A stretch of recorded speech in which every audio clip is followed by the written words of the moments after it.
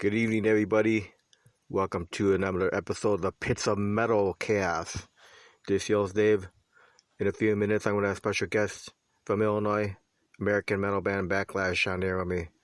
Right now, I'm going to play the song Lost Liberty.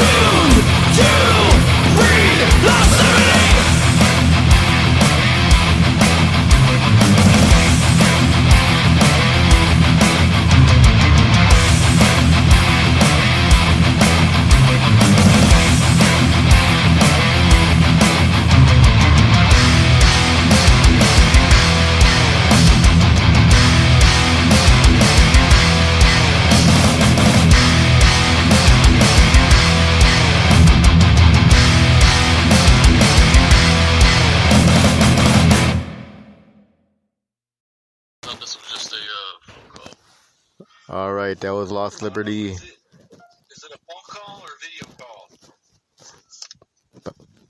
By Backlash. Hey, you guys are live on the air now. I'll do whatever. It's just an audio call. You guys are live on the air now. Can you guys hear me? A little bit. How about now? Yeah, it's a lot better. So I just played the song Backlash before we went on with you guys. I played Backlash, Lost Liberty. So what's the song Lost Liberty about? What's going on? You guys hear me? Yes, sir. Yeah, what's up? So I just started off the show at Lost Liberty. I just woke up. Amanda just woke me up. Yeah, we're on. So guys, you want to introduce yourselves? Can you guys hear him? Barely. No. Yeah. I barely hear him. How about now? No. Hold on.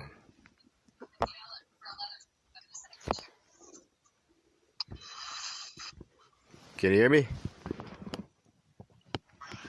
Barely. How about now? Not much better.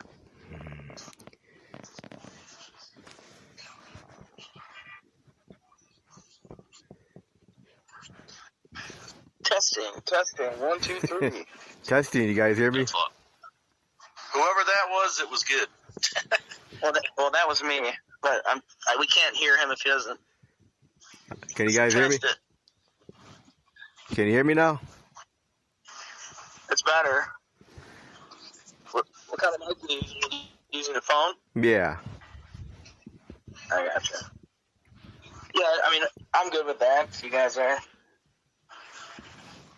So I just played the song Lost Liberty before we got on air with you guys. So what's the song Lost Liberty about, guys? What was that? No, I said that. Song Lost Liberty. Okay. So, I mean, pretty much in the title there says it all. And as we can all see what's going on in government nowadays, there's not too much they aren't willing to impede on. You know what I mean? Yeah. So you guys want to introduce yourselves? Yeah. So I'm Ryan Sorensen. I'm lead singer and one of the guitar players for Backlash. I'm Vaughn Reed. I'm backing vocals and lead guitar. And I'm Sean Johnson, drums. So you guys started in 2014, correct? Yeah, that's correct. Now, how did you guys all get together? Did you say how long we've been together? No, how did you guys meet up and get together? Oh, okay. Well, so basically, started out. This is Ryan. I was in a former band, and decided that that band wasn't working out, so that band dissolved. And then I figured I was going to come back with a new original band that was, better, faster, heavier. That whole deal. And started Backlash, and I had met Vaughn from playing gigs over the years, and, seen him around, and he was a savage. And I knew that if I was going to put a band together, I only wanted the best guys around, with the guys that had the will and determination to make it a real, a reality. So I called him up. He came over, and, we started jamming tunes and meeting up regularly, writing songs. Awesome. So what do you consider your genre? American thrash metal? Yeah, kind of thrash mixed with like groove and just traditional heavy, kind of like it's hard to pigeonhole into one genre, but about there. So let's talk about the new album, Colossus. How long was the writing process for Colossus? The writing process wasn't that long. It just took us a while to get it recorded and everything worked out because everybody's on different schedules, and then COVID happened and threw a wrench in everybody's lives. Yeah, I would say 2 years to get it all said and done. But that's also where Sean comes in, because we had a whole different group of guys through the years. We've been playing around for a while, but we looked to record an album, and I found one of Sean's ads online and went to shot him a message, talked to him, this and that, and we headed over to his house, checked out the place, and we were like, yeah, let's do it here. We're going to do the album here. And we came in there with another drummer. The other drummer, was having a rough time with some of the material. Not a big deal. Sean offered to help us out. And, eventually things just worked out where through the process of recording and doing this album, Sean just became our drummer. As you can hear in the songs, he's phenomenal. So that's how Sean came into the fold. And then, that's how we got into recording the album. That's awesome, man. So, yeah, last time I seen Sean drumming was when he played in Bloodstream Parade. Many moons ago. Yeah.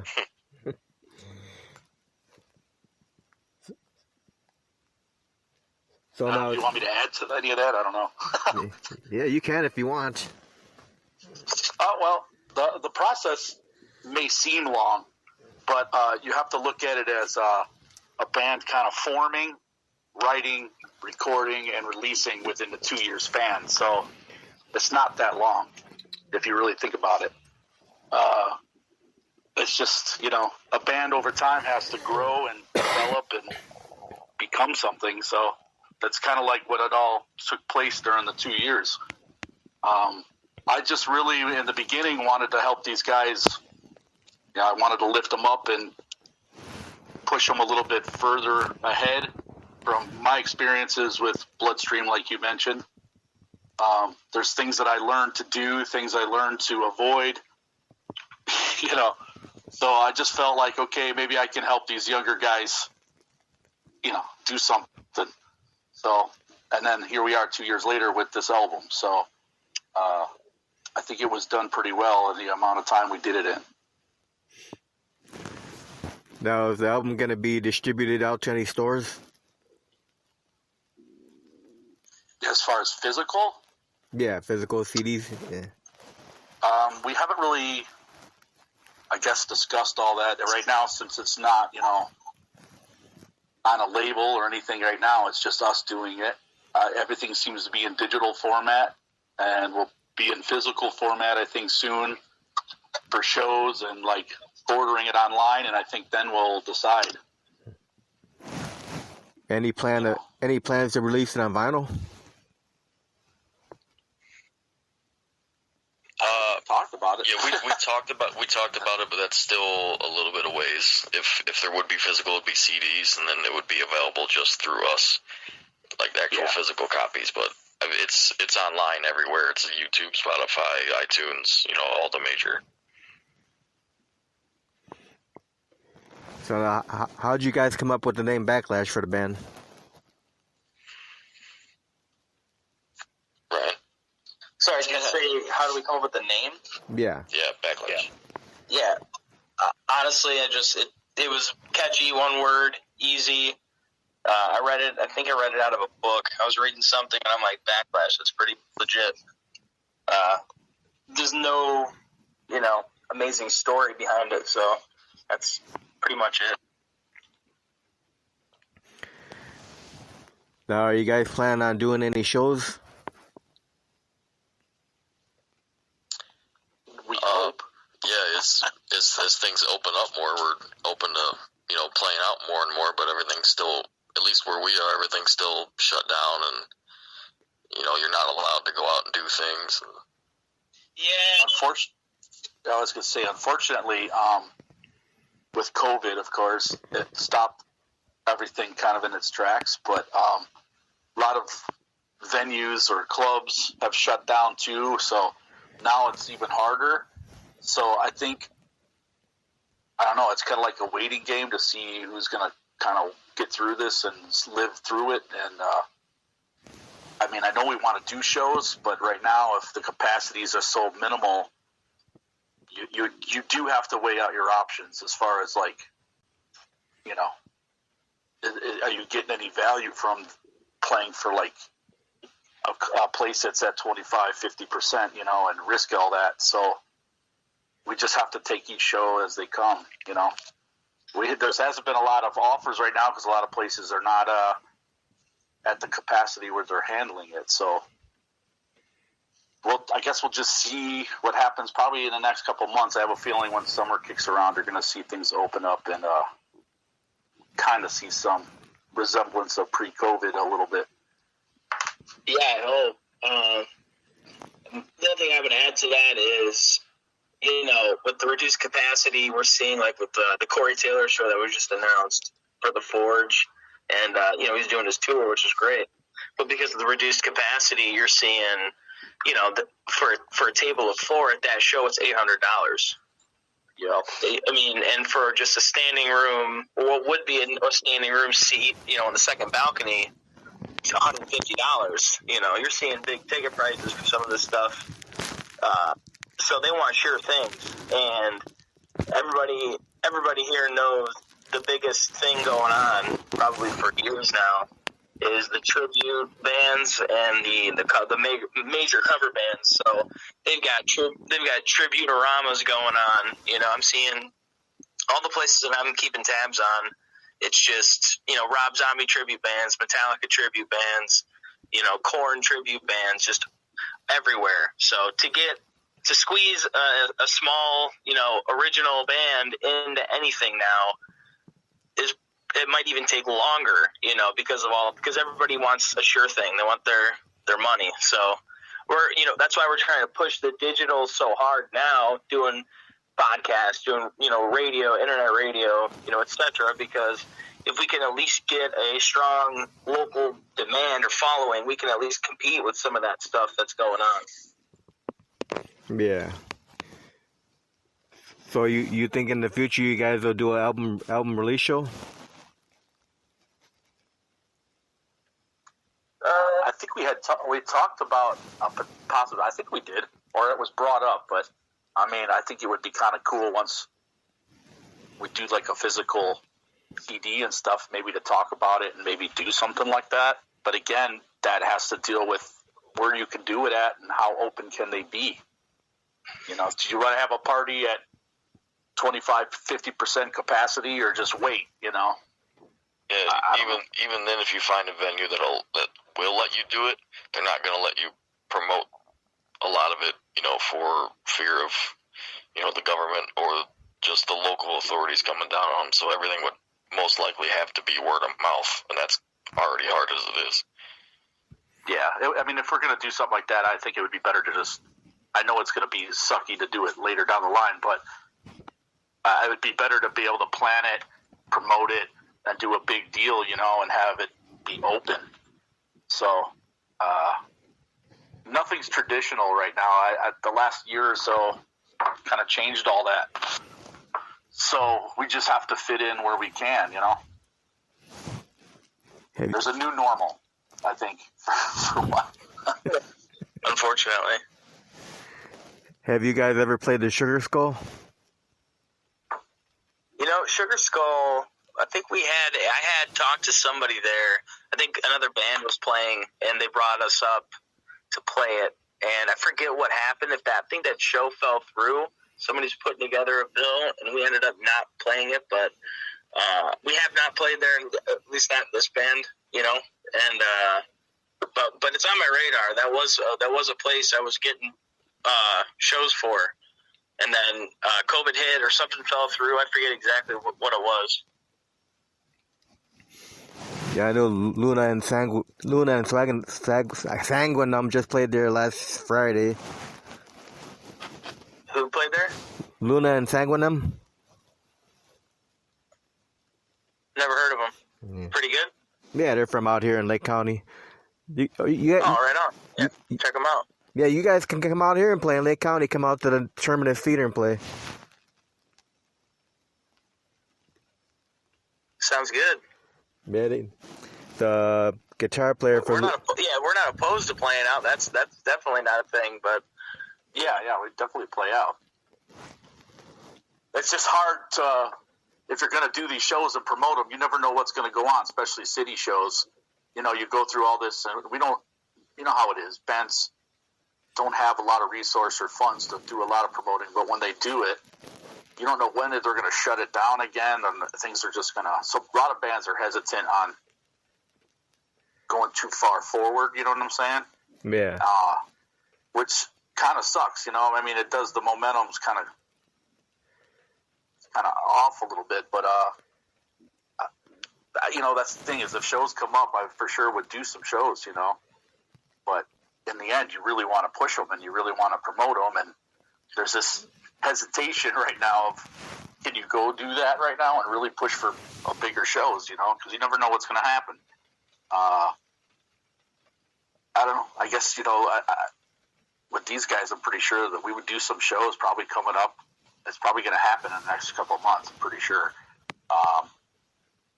May, June, probably something's going to start coming up, and I know everybody's getting antsy here. We want to get out and do something.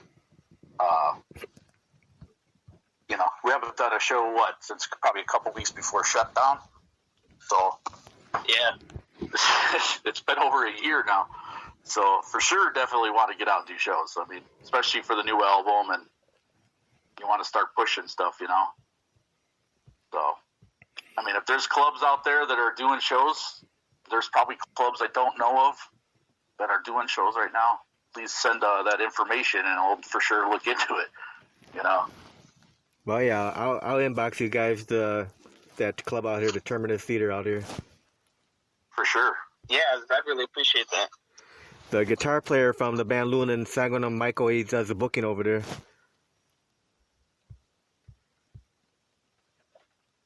You're going to have to repeat that. I'm sorry, I couldn't hear you. No, I said the guitarist for the band Luna and Sangonum, he does the booking for that place. Oh, okay, cool. Okay. Yeah, unfortunately, since, you know, you brought up my past, you know, I'm kind of the old guy. I'm the old guy here, so there's a lot of things that have changed since back in my days. But you know, there's probably different clubs or at least venues right now that are that I just don't know of. You know, I'm either, if I'm not playing in a band or doing something like that, I don't leave the house very much, but you know, the scene is like, you know, it's different for me now. So anytime anybody can share information like that, it's pretty helpful, you know, because I'm pretty sure there's a lot of stuff going on that we don't know about. So please share. Yeah, I'll definitely. Yeah, it's definitely. We hear these mythical tales of the old scene that we would love to be a part of. Yeah, I wish the new scene thing would happen. You know, it's definitely not like it was towards like the end of the '90s and early 2000s. It's, you know, our music's just changed. Well, I shouldn't say the music's changed. It's just the way we access music has changed, and you know, and clubs change. You know, owners are always switching hands, and promoters are always changing. So there's probably some pretty good promoters out there that I just don't know of. You know. So definitely, for sure, promoters and clubs would be good information. Yeah, I will definitely pass on that club to you guys, because it's a real cool place to play, man. You guys will love that place. Sounds good. Yeah. So, Sean, at what age did you start playing drums, man? When did I start playing? Yeah. You mean like just in general? Yeah, what age did you start actually playing drums? Well, I started at 9, 10-ish. My dad was a drummer, so of course drums were always around. Musical family, man, you know. My living room as a kid was a band room, you know. Used to have, my dad had like jams every month and stuff like that, to where it just felt normal to just pick up sticks and start pounding on shit, you know. So, that was about it. Then that's like senior year of high school, and right out of high school, I was already opening up for nationals, you know. Now, did you take any lessons, or were you self-taught? No lessons, man. I play a few different instruments, and the only thing I took lessons on was like saxophone, I think. Everything else, you know, I just was self-taught, you know, or just watching people. So, yeah, I mean, I guess I should have taken lessons. You know, I got 2 boys right now that I keep telling, please take lessons. You know, I've learned that I probably should have done it, and I kind of regret not doing it, but, you know, it is what it is now. You know, I can see where it's beneficial for any musician to get lessons. And then there's other parts of lessons that can kind of hold you back. You know, I like independent people. I kind of like a style of somebody who didn't have lessons to kind of develop into their own thing. So, I don't know, man. It's, for me, I got lucky enough to just have enough music around me to where I just played, and whatever came out, you know? Yeah. Now, how about you, Ryan? What age you start playing the guitar? Oh boy, I was actually kind of a late arrival to the party. I think I was 17. I just graduated high school, and I was kind of like, what am I gonna do with myself? So, you know, I saw Metallica get inducted in the Rock and Roll Hall of Fame, and I was like, dude, I want to be that. Like, they're kick ass, you know, and you know, I started jamming the music a little more, and you know, just went from there. I actually had a buddy who he gave me a guitar. You know, it was like a Beater Strat knockoff, but it was good enough to play and kind of practice on, and it worked out pretty well. I mean, it worked out for me. I had a little bass amp from somewhere that somebody in my family had given me over the years, so I plugged a really bad Strat that I got for free into a little bass amp I got for like a birthday party, and I bought a metal muff pedal, and that's it. So after a couple months, I started taking lessons from a good friend of mine. His dad had been like your stereotypical like 70s rock and roll guitar player, you know. So he was probably in his early 50s at that point, and started jamming on like Rick Derringer, Eric Clapton, Cream, you know, some Led Zeppelin stuff. That was kind of where I learned the basics, and then, you know, your basic blues scales. And then through the years, I've just kind of, you know, went on to learn and seek other things and kind of pick up. But it all started with Metallica, and I'll probably die playing Metallica. Now, is Backlash the first band you? Is this the first band you've done? Yeah. Is this the first band you've done lead vocals for? Is this the first time what? Is this the first band that you've done lead vocals in? No, actually. So I started my first band shortly after playing guitar, or starting to play guitar, and that was, I think I was 20 or 19 or 20. So I waited a couple of years, kind of got some chops, and all I did was play Metallica and like Avenged Sevenfold, stuff like that. But I always wanted to do rhythm guitar singing, so that's all I did. That's all I practiced. And then throughout the years here, I've started to kind of bone up on the lead chops and, you know, reinforce those skills because I don't want to be limited as a player. So I've always done the singing, guitar playing thing. So James Hetfield is your biggest influence? He is the man. He's the yeah. Oh, yeah. I would say, yeah. Obviously, Hetfield's the man. He's like the only reason why I picked it up. I was like, this dude's legit. And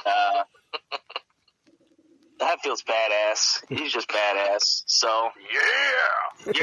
So I'd say Hetfield, and then Mustaine, Dave Mustaine, of course, is another. You know, they're kind of like the same, two sides of the same coin in my mind. They're both, you know, the two baddest fucking dudes to ever do it. So, and then you know, there's a whole list of guys underneath those two, but I would say, yeah, those are my main deal now, you know. Awesome. So now, Sean, going back to you, Sean, who are your biggest drummer influences? Let's see. Well, of course, number one is Ian from Deep Purple, man. It was just an influence growing up, hearing them all the time. Of course, Mickey D. Cozy Powell was phenomenal. Vinny Appices. You know, I could go on all day, but those are like my biggest. maybe some Donald Tardy as far as the heavier end goes. Like Don Tardy was like, I can hear a lot of that in my playing at times. That's like my top list. But, there's so many influences, though. Whatever you hear is going to be an influence over time. But mine range from classic rock to death metal type guys, That's cool, man. So, Vaughn, when did you start playing guitar, Vaughn? I got kind of the same, stereotypical, as a kid hanging around with my dad in the garage listening to metal and rock, and then I wanted a guitar, so my dad bought me, a cheap pawn shop $100 Harmony that I still have, and then, he told me I'd play that and learn the little basics and everything else, and he'd buy me a more decent guitar, and so I probably did that for a year or two when I was like 10 or 11, and then he actually bought me, once I was decent and started playing songs all the way through, he bought me a Jackson, which was a huge step from a pawn shop guitar. And so then, like any other kid, I was in my bedroom playing old Metallica and Ozzy. I remember learning Holy Diver by Dio. That was the first song I knew all the way through. And then, hell yeah, got together with some friends in high school and started a band playing covers like everybody else. Same thing, Ozzy, old Metallica. And then, we eventually wrote our own material. And then fast forward a little bit, that wasn't really going anywhere. And me and Ryan would run into each other in the local scene playing in two different bands. And we liked each other's styles more than what we were doing in our separate bands. So we got together and did Backlash. Now, who are your biggest guitarist influences? Number one, greatest of all time, Randy Rhoads, by far. It's the biggest influence on me. Then, obviously, like anybody else, I'm, super big into Priest, KK Downing,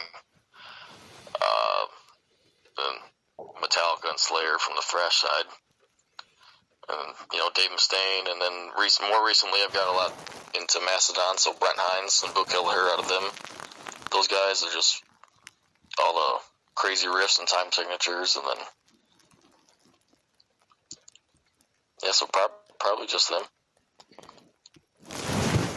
Now, for each of you guys, do you have a greatest memory of being in this band so far?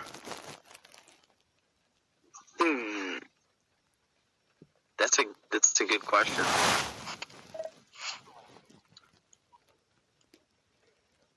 Wow. Yeah, wow, we don't have any good memories. We suck. What was the question? He asked if we had our favorite memories. What was the question?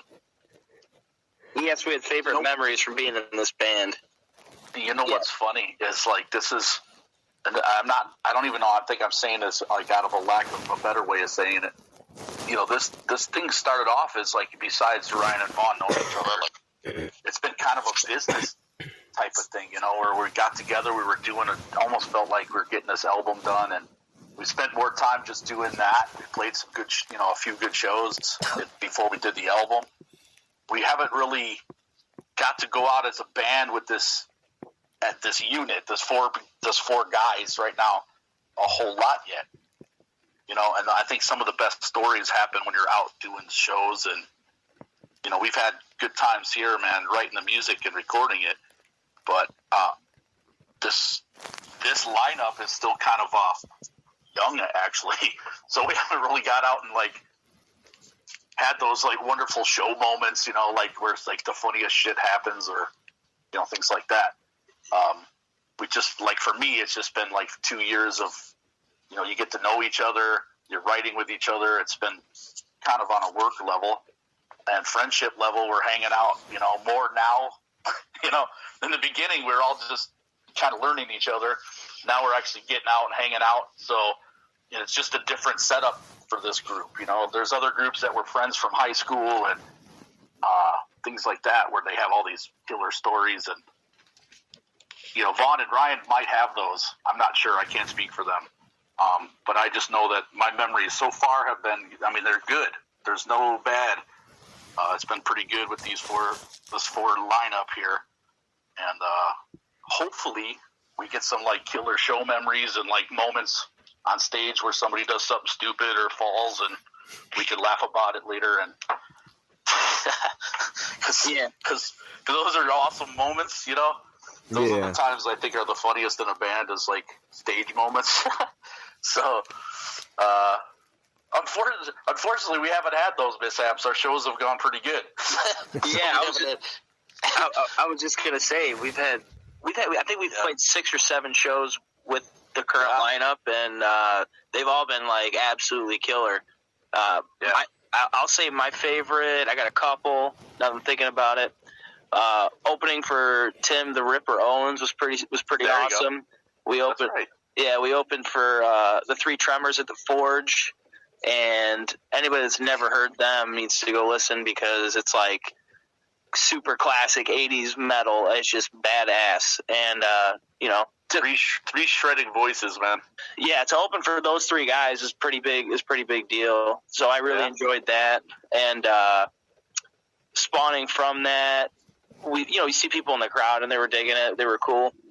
But Vaughn and I went to see Michael Schenker at the Concord Music Hall, and a buddy of ours who did like our first interview as a band was there, going backstage reviewing the bands and doing interviews and stuff. And he saw us in the line, and he's like, "Hey man, you want to help me do this?" And I'm like, "Yeah, let's go, man." So Vaughn and I jumped in with him. We got to go backstage and kind of hang out with some of the guys that were back there and talk to the musicians. And we told them, the one guy I told him, "Oh yeah, we're in a band, blah blah blah, we're Backlash." And he's like, "Oh cool, right on." I said, "Yeah, we just opened for the Three Tremors like 2 weeks ago." And he's Barry Kleiber, and he's in T.D. Clark's band, and he's like, "Oh dude, I was at that show." He's like, you guys rip." And I'm like, "Oh, thanks, man. I appreciate that." So that was a really nice attaboy, because they've been around and they know. That's awesome, man. What about you, Vaughn? You got any good ones? Yeah, I don't know if I cut out earlier or not, if you guys heard me, but shows not as much, because a lot of shows seem to go pretty smooth for us, so they kind of run together. But I remember when the first time it was just me and Ryan. We were kind of switching bassists out at the time, so it was just me and Ryan.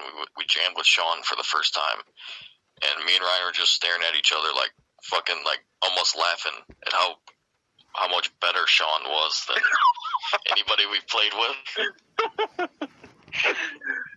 Yeah, It's like I thought they kind of were laughing at me. Sean could like stay on time and shit, which was crazy. No, yeah, Sean's a savage. So we heard Sean for the first time. We're like, "Oh my god, how do we not try and get this guy in the band, dude?" Yeah. So now comes where I got to show them the bill. Yeah. Yep, it's a hefty one.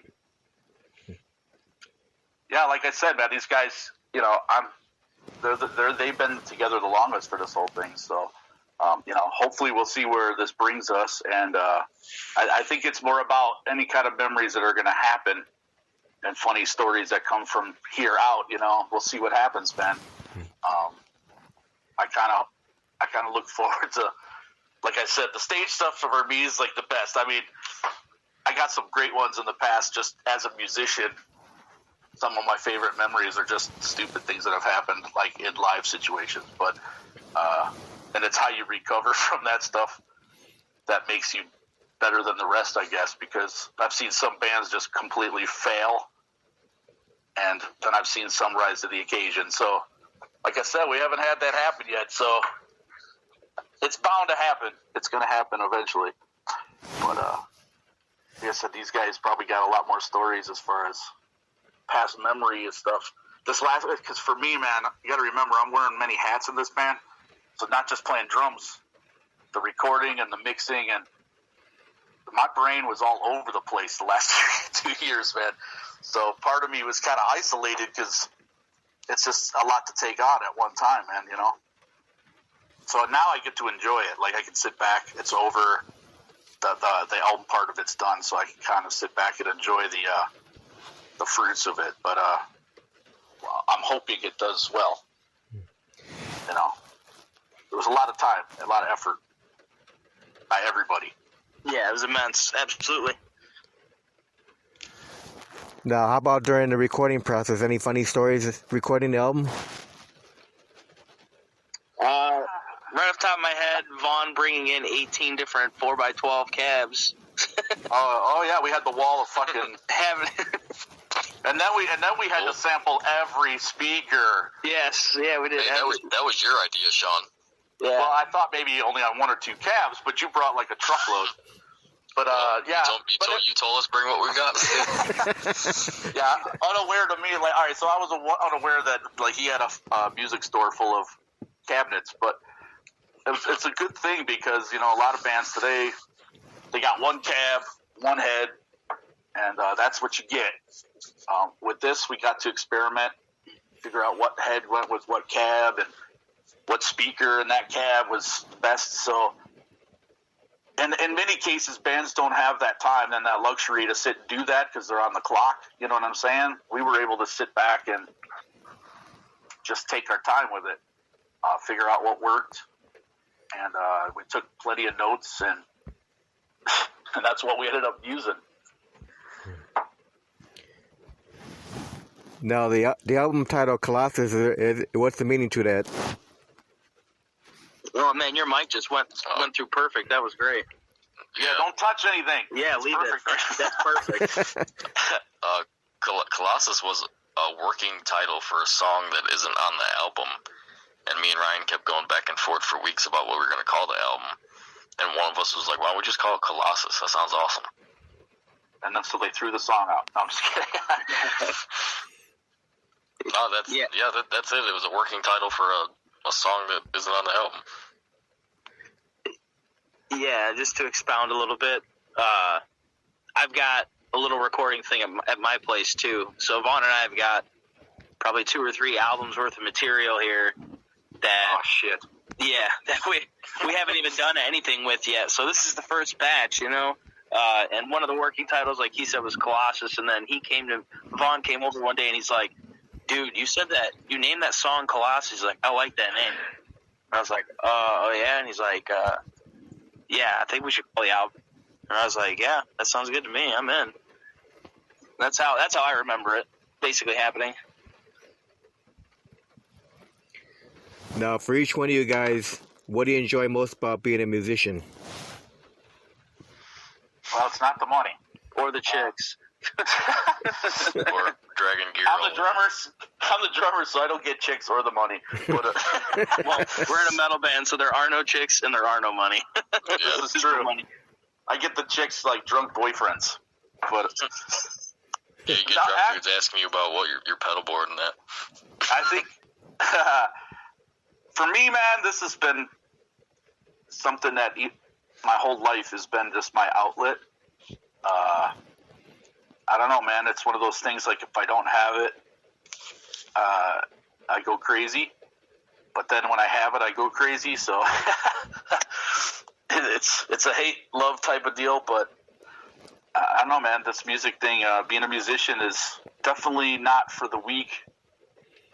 And you better be doing it because you love it. Because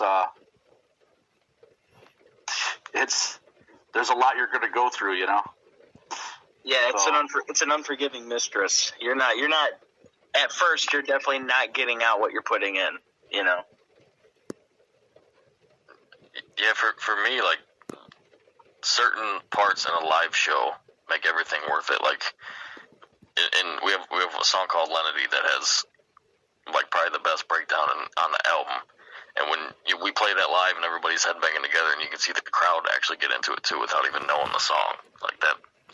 That seems to make loading gear and the snow and everything else halfway worth it. Yeah. Live performance. At the end of the day, it's really just about that. It's the reaction that you create. You as a musician, you feel one way about your music, and then when you get to see how people react to it, it's different. There's a lot of times you question yourself as a musician: is what you're doing good? Is it going to do anything? Or, you think you like it or don't like it, whatever it is, but then you go out and you do like a live show and then you see it completely from a different side. You get to see what you're actually doing with the music. So that's the benefit. You know, if you're not doing it for that,